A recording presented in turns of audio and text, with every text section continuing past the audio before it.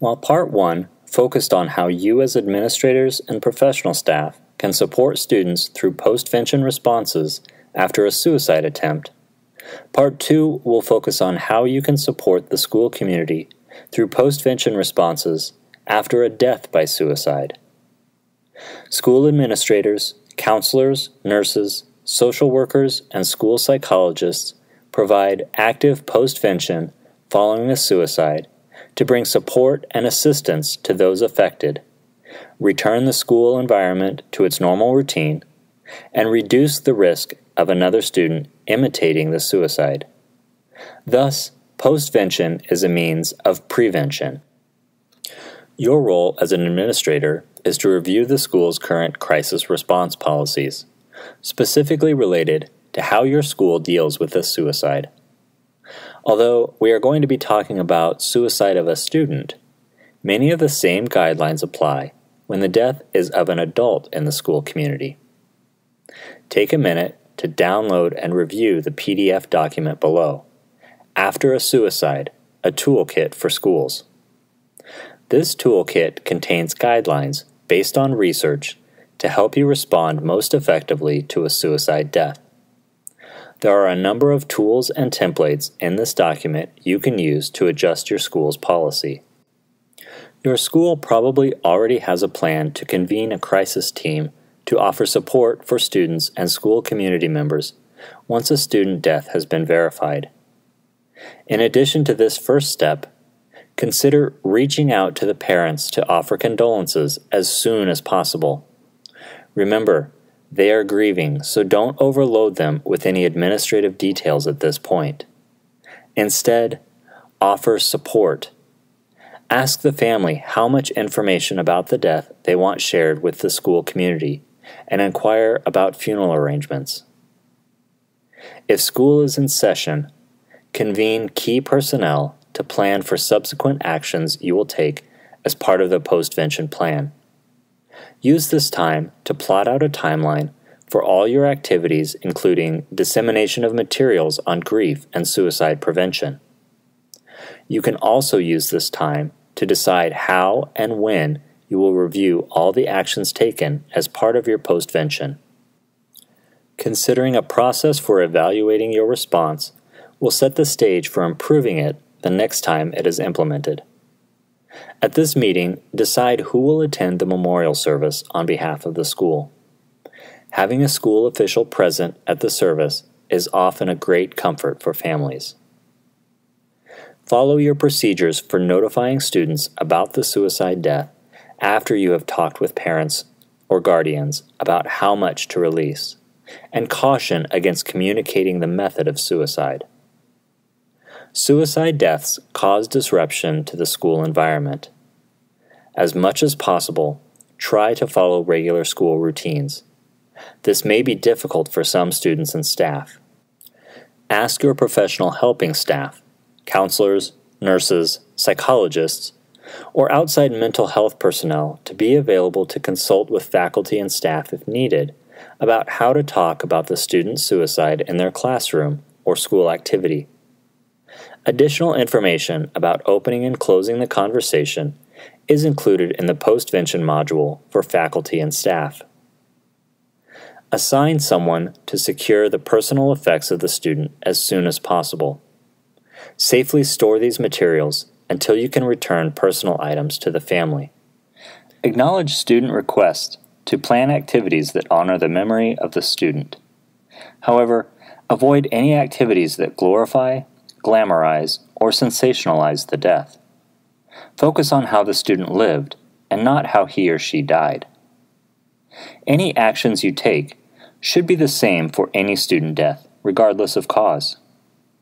School staff is advised to make assertive, proactive efforts to guide students in the direction of safe activities for grieving and honoring the student who died. Accept positive notes or memories written by those students and staff who wish them to be given to the family. Allow students to drop in anytime during or after school to talk with a professional if they need additional grief counseling. Assign an appropriate school official to monitor social media, such as Facebook and Twitter, related to the deceased student. Plan to present suicide prevention training for students no earlier than 60 to 90 days after the death. Media may reach out to the school district seeking information. Be prepared with messages that convey empathy and a sense of hope for anyone who is experiencing suicidal thinking. As an administrator, you can reduce suicide contagion risk by getting ahead of the media with safe messaging.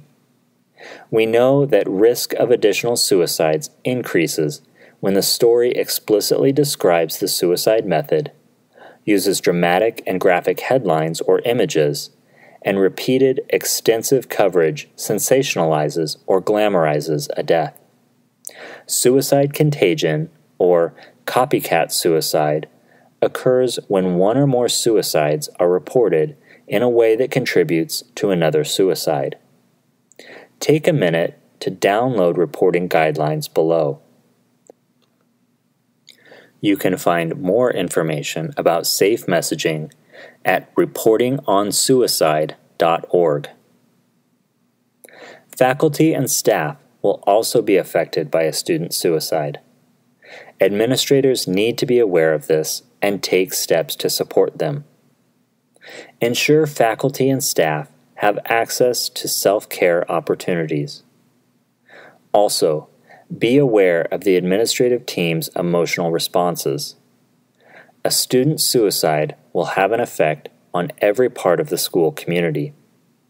And as with students, allow faculty and staff to drop in any time during or after school to talk with a professional if they need additional grief counseling. Since the goal of postvention is to reduce additional suicides, we need to know what we can do to achieve that goal. A critical part of reducing additional suicides is to monitor other students and identify those who may need additional help and support. Professional staff may observe students or have students referred to them who exhibit a range of behavioral and emotional responses, particularly once they become aware of the suicide. Some students may not be directly impacted by the student's suicide, but it may remind them of other deaths or losses. The same may be true about faculty, staff, and other school community members as well. Losing a peer or an adult that is part of a student's life to suicide can result in different grief or emotional responses.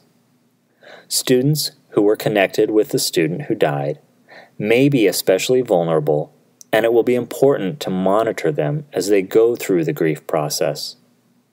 Those students who were close or had an intimate relationship with the deceased, or students who identified with the deceased, should be monitored for concerning behavior. This may include siblings and close friends of the student, as well as students who are struggling with their own suicidal thinking. We know that having a family member attempt or die by suicide increases the likelihood that other family members may also attempt suicide. For this reason, it is important to monitor siblings of students who attempt suicide. The development and maturity of the student also influences the emotional experiences of the student. You could do this monitoring personally, or enlist the assistance of faculty and staff with whom the at-risk students have regular contact. Create an easy way for faculty and staff to report any concerns to you so you can take further action if needed. Some of the common emotional responses after a suicide include shock, often expressed by blank looks or lack of affect, feeling distraught, crying, feeling sad or angry, or being subdued and uncharacteristically quiet. All of these responses are common and don't initially signal that anything is wrong. However, when these responses or other shifts in behavior last more than a few weeks, students should be referred to a helping professional such as the school counselor or other appropriate helper in your school system. The student may need a little extra help to make sense of what they have experienced. Reassure the student that we all experience grief differently to normalize the experience, and encourage the student to share their feelings with a trusted adult. Your goal is to connect the student to someone who can help them. Students have a lot of different thoughts about a peer suicide. Some of these thoughts could get in the way of healing and lead the student to engage in risky behavior. Some of the common thoughts that fall into this category include a belief that they somehow contributed to the suicide. For example, a student may believe their mistreatment of the individual contributed to the suicide, like bullying behavior. You can use this opportunity to educate students about appropriate behavior while reinforcing that there is also help and hope for students feeling alone, hurt, sad, or depressed. Some students look back and feel terrible because they did not recognize warning behaviors or that they did not take the threats seriously. And close friends or siblings may blame themselves for not seeking help from an adult when they should have. These thoughts can lead to negative emotions, which are often expressed by adolescents through risky behaviors. Behavioral responses, especially for students most impacted by a suicide, can vary in intensity. Many students may want to avoid school or school activities after the initial shock of a peer's death passes. The constant reminder of their loss may be difficult for those close to the student. Some may act out at school by breaking rules in varying degrees. A few students may have great difficulty coping with the death, or the loss may compound other problems in their lives. This may show up as self-injury, like cutting or burning, thinking of suicide, using drugs or alcohol to cope or numb their feelings, or engaging in risky behaviors like unprotected sex or speeding. Students exhibiting these behaviors may be referred to you as a helping professional. It is not uncommon for their behaviors to show up months after the suicide loss. The student may not even be able to draw a connection with their behavior and the suicide, and will need your help to resolve this very emotional issue. In your role as a school helping professional, you may also be serving on a crisis response team. Once that activity concludes, you will likely be asked to implement parts of your school's suicide postvention plan. Postvention includes crisis response activities, but extends beyond the period immediately following a suicide. Consider working with administration to identify curriculum or speakers to address suicide prevention with students, but wait at least 60 to 90 days after the suicide death before doing so. If you had training scheduled before the death, talk with faculty, staff, and student leaders about whether or not to go ahead with implementation. You or other helping professionals and trusted faculty and staff can be proactive and offer support for students by anticipating key dates and anniversaries and allowing students to express their grief in a variety of ways. Students, as compared to adults, often view anniversaries of loss differently. Providing a safe environment where the students can express their thoughts or emotions can promote insight, reduce stigma, and encourage a level of coming to grips with their loss. Always promote the message that there is hope and help for anyone experiencing complicated grief or suicidal thinking. Assure students that if they approach support staff in the school about a suicidal friend, that they will be listened to, and what they say will be accepted. Consider what you may need to do to ensure faculty and staff adopt this same stance and understand how to talk about suicide to a student. Similar to the recommendations about suicide attempt postvention, encourage faculty and staff to report concerns. Finally, as professional staff, you should model and promote safe messaging and evidence-based suicide prevention activities. Faculty and staff will take their cues from you, and your response contributes to the success of the postvention plan.